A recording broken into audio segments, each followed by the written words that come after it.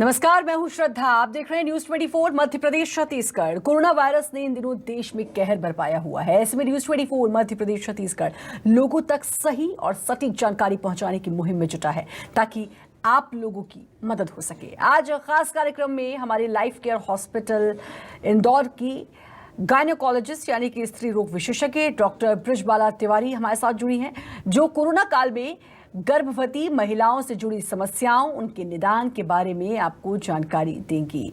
तो आज हम जानेंगे कि जो प्रेग्नेंट लेडीज़ हैं उनको क्या खास एहतियात बरतनी चाहिए। और सीधे हम अब स्वागत करेंगे डॉक्टर का। डॉक्टर बृजबाला तिवारी, बहुत बहुत स्वागत है आपका और बहुत बहुत शुक्रिया मैं पहले ही कहना चाहूँगी, वो इसलिए कि इतने बिजी शेड्यूल में से भी आप लोग वक्त निकालते हैं ताकि लोगों तक सही जानकारी पहुँच सके।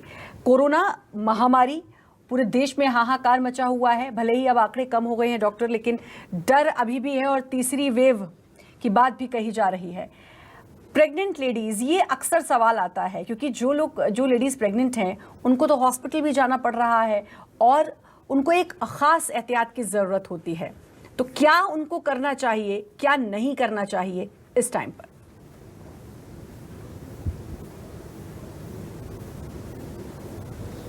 थैंक यू श्रद्धा, बहुत ही अच्छा इनिशिएटिव है न्यूज़ 24 का। और जैसे कि हम सभी पिछले 1.5 साल से पैंडेमिक से गुजर रहे हैं और गर्भावस्था वैसे ही अपने आप में थोड़ी मुश्किल अवस्था होती है और इस समय पैंडेमिक के समय उन्हें हॉस्पिटल जाने की ज़रूरत होती है, साथ के साथ कुछ सावधानियां रखने की ज़रूरत होती है क्योंकि प्रेगनेंसी अपने आप में थोड़ा कई बार जोखिम भरा होता है। और जब कोविड का टाइम हो तो बहुत सारी चिंताएं गर्भवती महिलाओं के दिमाग में, उनके फैमिली मेम्बर्स में होती हैं। तो यहाँ सबसे इम्पॉर्टेंट जो डिस्कशन है वो खुद की सुरक्षा। जब आप अस्पताल में जाएं तो आप पूरे सुरक्षित तरीके से जाएं, जैसे कि सभी स्वस्थ इंसान को मास्क पहनना है, सोशल डिस्टेंसिंग रखनी है, सैनिटाइज़र यूज़ करना है, वो तो करना ही है। पर आपकी विज़िट हॉस्पिटल में जब बहुत ज़रूरी हो तभी आप करें। आप फ़ोन कंसल्टेशन कर सकते हैं, व्हाट्सएप पर बात कर सकते हैं, टेलीकम्युनिकेशन कर सकते हैं और आपका नेक्स्ट अपॉइंटमेंट आप पहले से बुक कर रख सकते हैं। इस बीच आप अपने डॉक्टर से बात कर सकते हैं यदि बीच में कोई आपको समस्या हो तो। और ख़ास एहतियात बरतने के बावजूद, क्योंकि एक तो अल्ट्रासाउंड होता है, उसके लिए तो आपको जाना ही है, एनी हाउ आपको वहाँ जाना होगा। और अगर इन तमाम प्रिकॉशंस के बाद भी डॉक्टर कोई प्रेग्नेंट लेडी कोविड पॉजिटिव हो जाती है तो सबसे बड़ी टेंशन, एक तो वो लेडी पॉजिटिव हुई है, वो प्रेग्नेंट है, दूसरा अब बच्चे पर इसका असर ना पड़े, तो उसके लिए क्या क्या एहतियात बरती जा सकती है या क्या करना चाहिए?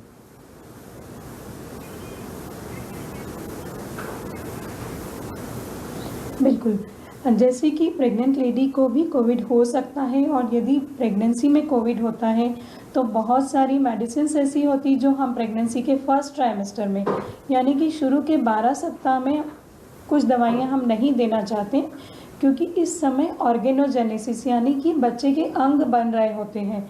तो वैसे भी कोविड में मोस्टली हम सिम्टोमेटिक मैनेजमेंट करते हैं, यानी कि बुखार आ रहा है तो पैरासीटामॉल दे दी, एसिडिटी है तो उसकी दवाई दे दी, ऑक्सीजन लेवल कम है तो ऑक्सीजन सपोर्ट दे दिया। तो सिम्टोमेटिक मैनेजमेंट ही किया जाता है प्रेग्नेंट लेडी में। लेकिन चूंकि प्रेगनेंसी अपने आप में एक इम्यूनो कॉम्प्रोमाइज स्टेट होती है, जैसे कि जो फीटस है वो फॉरेन मटेरियल है उस महिला के लिए, तो महिला की खुद की बीमारी से लड़ने की ताकत थोड़ी कम होती है और ऐसे में कोविड अगर होता है तो उनको सेकेंडरी इन्फेक्शन का डर भी ज़्यादा होता है। तो इस समय उनको थोड़े भी लक्षण लगे तो तुरंत उन्हें डॉक्टर से बात करनी है, तुरंत इलाज शुरू करना है, ब्लड इन्वेस्टिगेशंस कराने हैं। ब्लड इन्वेस्टिगेशंस की मॉनिटरिंग फ्रीक्वेंटली ज़रूरी है, 4-5 दिन में ब्लड इन्वेस्टिगेशंस रिपीट होते रहें। ऑक्सीजन लेवल घर पर चेक करें, टेम्परेचर ना बढ़ने दें, हाइड्रेशन अच्छा रखें, बहुत इम्पॉर्टेंट है कि पानी की कमी ना हो उनमें। और अगर प्रेगनेंसी के शुरू के 3 महीने में है तो उतनी ज़्यादा दिक्कत नहीं होती है, लेकिन लास्ट ट्राइमेस्टर में अगर किसी को कोविड होता है तो जैसे कि प्रेगनेंसी का साइज़ बढ़ता है, फीटस साइज़ बढ़ता है, लंग्स वैसे ही कॉम्प्रोमाइज मैकेनिकली होने लगते हैं, बिना कोविड के ही सांस लेने में थोड़ी तकलीफ लास्ट ट्राइमेस्टर में होने लगती है। तो कई बार ये लक्षण को लेके भी महिला को समझ में नहीं आता है कि सांस लेने की तकलीफ कोविड के कारण हो रही है या प्रेगनेंसी के कारण हो रही है। तो इस समय बहुत ज़रूरी है कि वो डॉक्टर से ज़रूर बात करें, घर में सबसे आइसोलेट कर लें। डॉक्टर, एक चीज़ और कि क्या ऐसा ज़रूरी है कि अगर माँ कोविड पॉजिटिव है तो बच्चा भी कोविड पॉजिटिव हो, ये क्या ज़रूरी है या फिर ऐसा ज़रूरी नहीं है?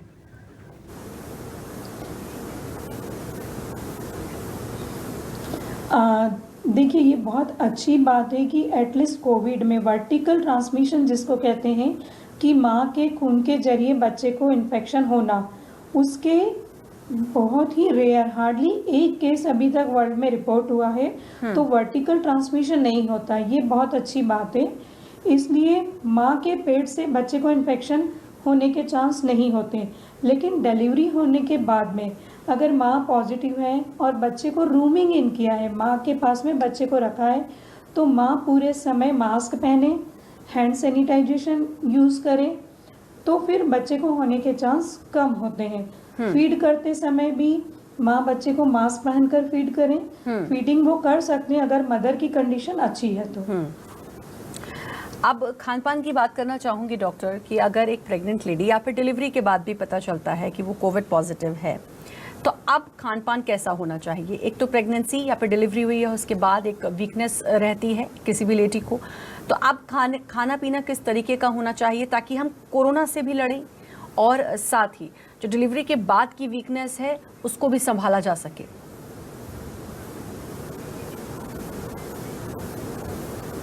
बिल्कुल, डाइट का यहाँ बहुत ज़्यादा इम्पोर्टेंस है ड्यूरिंग प्रेगनेंसी और लैक्टेशन इटसेल्फ ही। प्रेगनेंसी के समय में प्रोटीन रिच डाइट की बहुत ज़्यादा ज़रूरत होती है। कैल्शियम, विटामिन सी, इनकी रिक्वायरमेंट प्रेगनेंसी में वैसे ही बढ़ जाती है। और ये जो विटामिन सी, विटामिन डी, इनमें किसी भी बीमारी से लड़ने के लिए, बीमारी से लड़ने की जो क्षमता होती है वो इन विटामिन की मदद से बढ़ जाती है। सो इस समय पे डाइट ऐसी हो जो प्रोटीन रिच हो, विटामिन रिच हो, उसको सारे मिनरल्स मिले, और बच्चे को भी उसके जब बच्चा हो, डिलीवर हो जाए, तो जो एक्स्ट्रा रिक्वायरमेंट है लैक्टेशन के समय की, उस समय भी protein rich diet, plenty of liquids. तो इस समय कोई ऐसा रेस्ट्रिक्शन नहीं होता। जो नॉर्मल बैलेंस डाइट है, दोनों समय दूध ले, दही ले, नींबू पानी ले। कई बार हमारे यहाँ मिथ होता है कि नींबू पानी नहीं देना है प्रेग्नेंट लेडी को या दही नहीं देना है, तो ये बहुत ज़्यादा फायदेमंद है और इनके कोई साइड इफ़ेक्ट्स नहीं है। क्या क्या ऐसी चीज़ें हैं जिनको अवॉइड करना है खाने पीने की?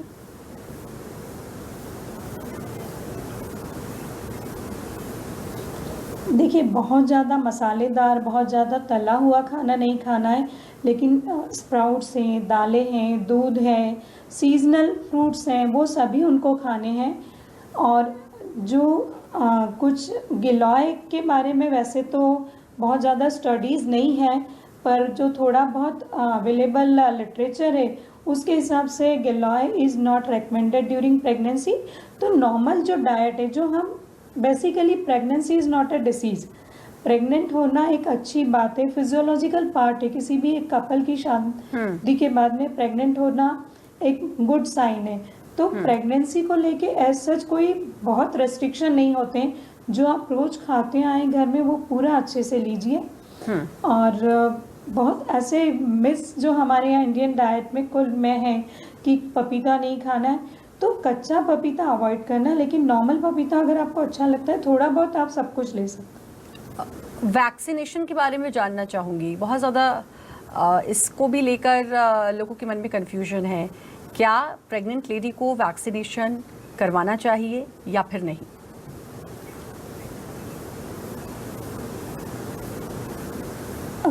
प्रेगनेंसी में कोविड वैक्सीनेशन को लेकर अभी हमारी जो फेडरेशन ऑफ ऑब्स्टैट्रिक सोसाइटी है उसने रिकमेंडेशन दी है गवर्नमेंट को, बट ऑफिशियली अभी प्रेग्नेंट लेडीज़ में वैक्सीनेशन इज़ नॉट अलाउड।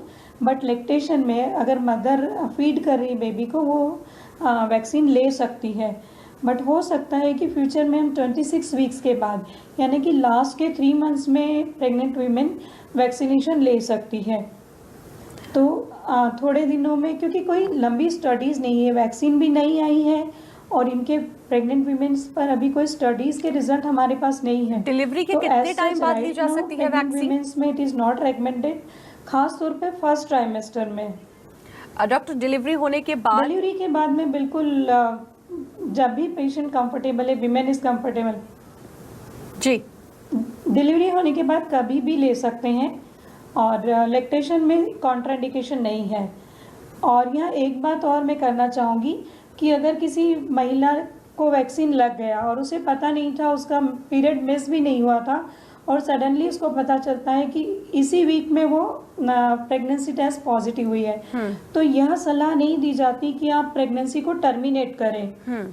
सो अगर बाई चांस आपने वैक्सीन ले लिया है और आप प्रेग्नेंट हो गए तो ज़रूरत नहीं है कि उस कारण से आप टर्मिनेशन करें प्रेगनेंसी का। तो लैक्टेशन में तो हम लोग पूरी तरह रेकमेंड कर रहे हैं।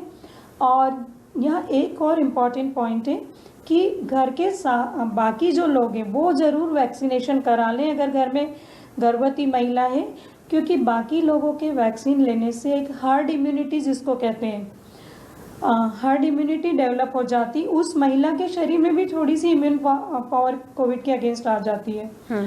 तो बाकी घर के बाकी मेंबर्स को जरूर से ले लेना चाहिए वैक्सीन।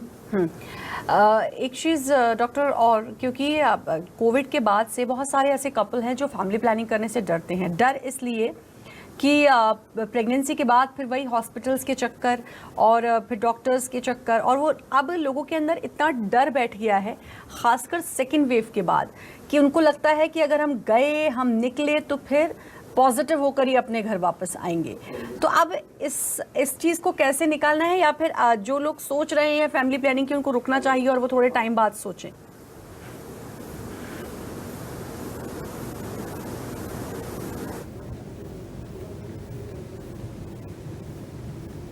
डॉक्टर सुन पा रही हैं आप मुझे? तो एक बार फिर से संपर्क करेंगे हम डॉक्टर से और जानेंगे वो सवाल जो आपके जहन में कौन रहे हैं, उन कपल्स के जहन में कौनते हैं, और वो प्रेग्नेंट लेडीज़ जिनके जहन में बार बार एक डर सा रहता है कोविड को लेकर, क्योंकि वो प्रेग्नेंट हैं, उनका बच्चा क्या सुरक्षित रहेगा, कैसे रहेगा, वो सुरक्षित रहेंगी, कैसे रहेंगी। तो ये तमाम सवाल जिनके जवाब हमें डॉक्टर बृजबाला तिवारी दे रही हैं। और डॉक्टर बृजबाला तिवारी से फिर से मैं जानना चाहूँगी, डॉक्टर मेरा सवाल ये था कि बहुत सारे कपल्स हैं जो अपनी फैमिली प्लानिंग को अभी टाल दे रहे हैं और उसके पीछे रीज़न है कोविड, क्योंकि उनको लगता है कि अगर प्रेग्नेंट होती है लेडी तो फिर वही हॉस्पिटल जाना होगा, बाहर निकलना होगा, और ऐसे में सबसे बड़ा खतरा है कोरोना होने का।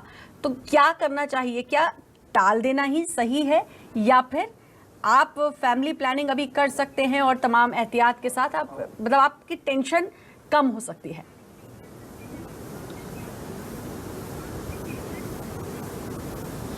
नहीं, फैमिली प्लान की जा सकती है और हम लोग पिछले 1.5 साल से देख रहे हैं कि जो महिलाएं प्रेग्नेंट हो रही है, फर्स्ट वेव में तो उनमें बहुत ज़्यादा कोई प्रॉब्लम्स नहीं आए थे। सेकेंड वेव में थोड़े से प्रेग्नेंट वीमेंस भी अफेक्ट हुई है। अदरवाइज़ फर्स्ट वेव में हम देखें तो जो नॉर्मल पॉपुलेशन थी उतना ही इन्फेक्शन रेट प्रेग्नेंट वीमेन में था और ऐसी कोई बहुत सीवियरिटी नहीं थी।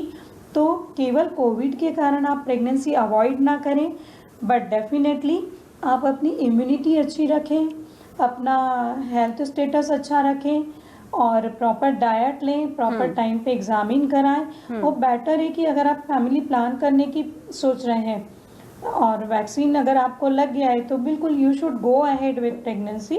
एंड सारे सुरक्षा के साधन अब अवेलेबल हैं।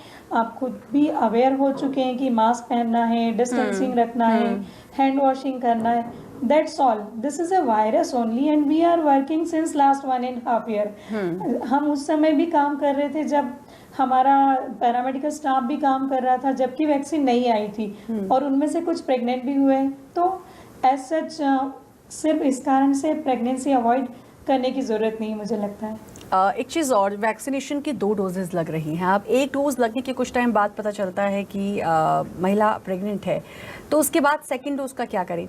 क्या सेकेंड डोज लगवा सकते हैं या फिर उसको अवॉइड करना पड़ेगा? और अगर उसको अवॉइड करना पड़ेगा तो क्या फिर से अब जब भी डिलीवरी के बाद वैक्सीनेशन होता है तो फिर से पहली डोज लगवानी पड़ेगी?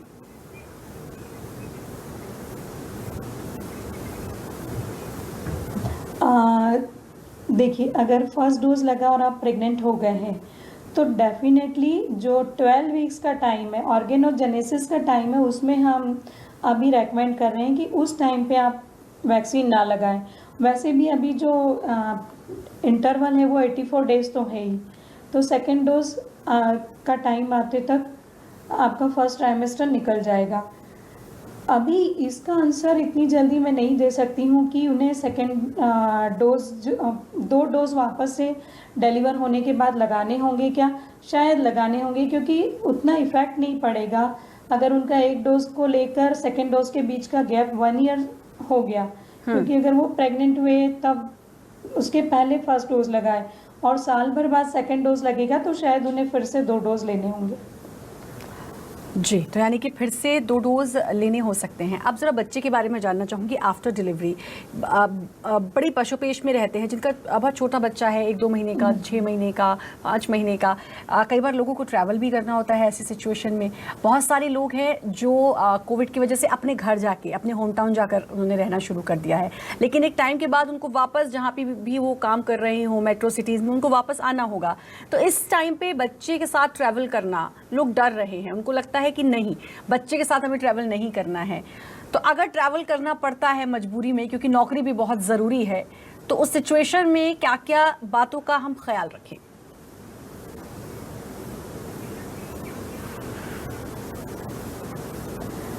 Same SMS, mask, social distancing and hand washing. और ड्यूरिंग ट्रैवलिंग भी आप जितना क्लोज कांटेक्ट में किसी के पास ना आए, पब्लिक व्हीकल में भी डिस्टेंसिंग मेंटेन करें, मास्क ज़रूर पहन के रखें। किसी भी ऑब्जेक्ट को आपने टच किया है तो हैंड वॉश, और अगर 6 मंथ से छोटा बच्चा है तो वो तो क्रॉल भी नहीं कर रहा है, उसको आप जैसा रखेंगे वो बच्चा रह लेगा। 6 महीने से बड़ा बच्चा है, क्रॉल कर रहा है, तो आपको बस विजिलेंटली बच्चे को भी आप मास्क पहनाएं और हैंड वॉश करते रहें।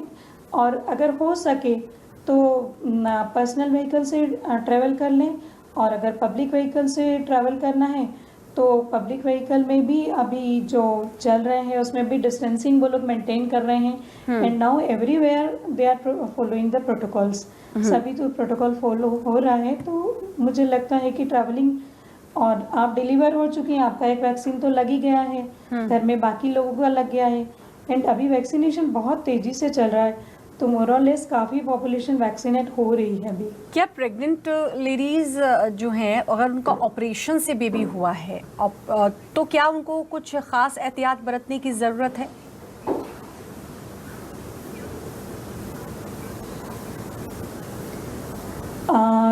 नॉन कोविड प्रेग्नेंट वीमेन को अगर सिजेरियन डिलीवरी हुई है तो ऐसा बहुत ज़्यादा कुछ खास एहतियात बरतने की ज़रूरत नहीं है, लेकिन ये बहुत सावधानी रखने की ज़रूरत है कि बहुत ज़्यादा उनके विजिटर्स ना आए उनके पास, सिर्फ 1 या 2 मेंबर उनकी केयर करे, क्योंकि कोई मेंबर अगर बाहर बार बार जा रहा है, प्रॉपर प्रिकॉशन नहीं ले रहा है, और अगर वो प्रेग्नेंट वीमेन के रूम में है, मास्क नहीं पहन रहा है, हैंड वॉशिंग नहीं कर रहा है, तो वो जस्ट आफ्टर डिलीवरी या जस्ट आफ्टर सर्जरी थोड़ी इम्यूनिटी डाउन होती है और उस समय प्रेग्नेंट वीमेन इन्फेक्शन कैच कर सकती है।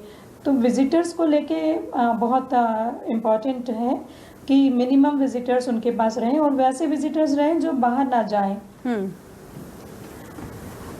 खान पान के बारे में आपने बताया कि वाइटामिन्स और अच्छा खाना बहुत ज़रूरी है। अच्छा, अगर हम बच्चे की बात कर लें डॉक्टर, तो बच्चा तो माँ का दूध ही पिएगा।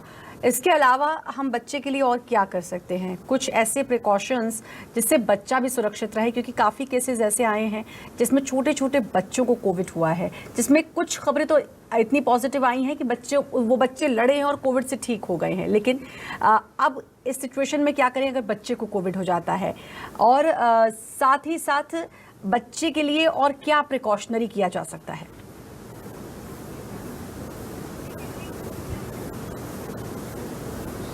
देखिए 6 मंथ तक के बच्चे एक्सक्लूसिवली ब्रेस्ट मिल्क पर रहते हैं, तो उन्हें प्रॉपर मदर अच्छा न्यूट्रिशन ले कि बच्चे को प्रॉपर उसका ब्रेस्ट मिल्क मिलता रहे। 4 मंथ के बाद जब लिक्विड शुरू करते हैं, पानी शुरू करते हैं, कुछ मल्टीविटामिन से सिम्टोमेटिक मैनेजमेंट ही है।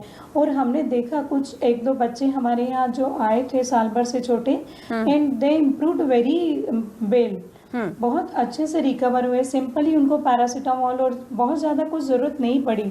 तो लकीली बच्चों में बहुत ज़्यादा सिवियरिटी देखने को नहीं मिल रही है। और सिंपल से प्रिकॉशन से, लाइक एक कोई वायरल इन्फेक्शन को जो प्रिकॉशंस लगती है उतनी प्रिकॉशन से बच्चे रिकवर हो जाते हैं। बट यहाँ एक इम्पॉर्टेंट पॉइंट मैं डिस्कस करना चाहूँगी कि जो जनरल लोगों में है कि कोविड में खांसी होती है, सांस फूलती है, लेकिन इन दिनों जो हमने सेकेंड वेव में सिम्टम्स देखे हैं उसमें बिल्कुल बहुत सारे पेशेंट्स ऐसे थे जिनको बिल्कुल भी खांसी नहीं थी, सिर्फ लूज मोशंस, नौशिया, वॉमिटिंग या हल्का सा बॉडी एक था। और सिर्फ इन सिम्टम्स के आधार पर हमने, या थोड़ा बहुत टेस्ट अल्टर था, सिर्फ इन सिम्टम्स के आधार पर हमने उनका कोविड टेस्ट कराया और वो पॉजिटिव आए। तो अगर कोई भी सिम्टम्स ऐसे हो रहे हैं जो खांसी, सर्दी, बुखार के अलावा है, उसको भी आप ओवरलुक ना करें, डॉक्टर से डिस्कस कर लें, टेम्परेचर चार्टिंग जरूर करते रहें। मैंने मेरी सारी प्रेग्नेंट वुमेन्स को ये सलाह दी थी कि आप घर में थर्मामीटर रखें, पल्स ऑक्सीमीटर रखें और दिन में 3 बार अपना टेम्परेचर देखते रहें। और जरा भी आपको लगता है आपका टेस्ट अल्टर हो रहा है, स्मेल आपकी अल्टर हो रही है या एक्सेसिव आपको बॉडी एक हो रहा है, तो उस समय आप जरूर डॉक्टर से बात कर लें। और सिंपल सीबीसी में भी कुछ पैरामीटर्स ऐसे होते हैं, केवल ब्लड काउंट में भी, कि उससे हमें शंका होने लगती कि हाँ ये कोविड हो सकता है, और जहाँ शंका हुई तो फिर हम कोविड टेस्ट करा सकते हैं। तो ये जो दूसरे सिम्टम्स हैं इनको भी, दूसरे जो लक्षण हैं उनको भी ओवरलुक नहीं करना है। कई बार ऐसा होता है कि गर्मी चल रही है, दस्त तो ऐसे ही लग जाते हैं और लोग 2-4 दिन उसी में निकाल देते हैं, तो वो उसको अवॉइड करना है। थर्ड वेव में लोगों का डर ये है कि ये बच्चों पर असर डालेगी, जो कि कहा जा रहा है।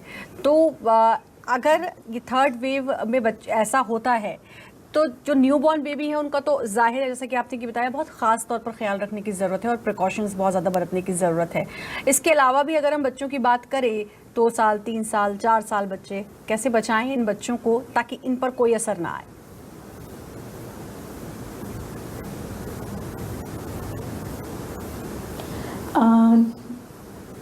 देखिए लकीली अभी जो भी पेशेंट्स हम लोग देख रहे हैं 1.5 साल से, तो 15 साल से कम उम्र के तो इन्वॉल्व नहीं हो रहे हैं। शायद हो सकता है इनको बहुत सारे वैक्सीन लगते रहते हैं इस उम्र में।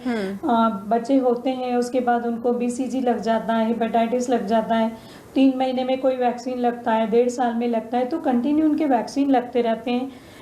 तो शायद उनको कुछ क्रॉस प्रोटेक्शन मिल रही है इन वैक्सीन से। इट्स टू अर्ली टू से, क्योंकि बहुत ज़्यादा लिटरेचर इस बारे में अभी अवेलेबल नहीं है।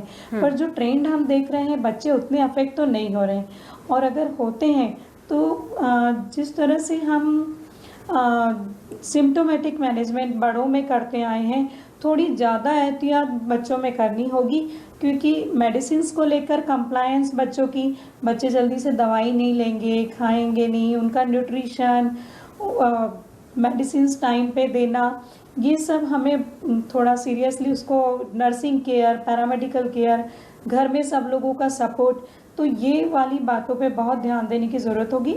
और साथ में उनको कोई सेकेंडरी इन्फेक्शन ना हो, जैसे कि जब भी वायरस इन्फेक्शन होता है, कोई भी नॉर्मल बच्चों को वायरल डायरिया होता है, वायरल न्यूमोनिया होता है, तो कोविड इज़ अ वायरस। जब भी इस टाइप का कोई वायरस इन्फेक्शन होता है तो इम्यूनिटी कम होकर बैक्टीरियल इन्फेक्शन, और बहुत ज़्यादा इम्यूनिटी कम होकर अभी हम देख रहे हैं फंगल इन्फेक्शन, तो ये ना हो।